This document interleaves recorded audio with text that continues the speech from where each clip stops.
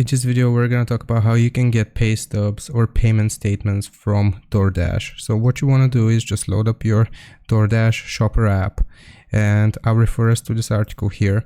So if you want to view your weekly pay statements, we can either do it via the merchant's portal's financial tab here, or payment emails. So you will receive payment emails every time you get paid from Doordash, so you can just get those from your email address.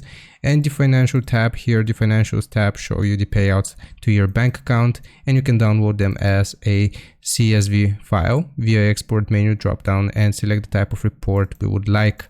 And also another method of how you can see your pay stubs from Doordash is by going to your bank directly and asking for reports of your received payments.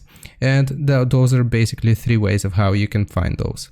I hope this was informative. Leave a like and sub, and I'll see you next time.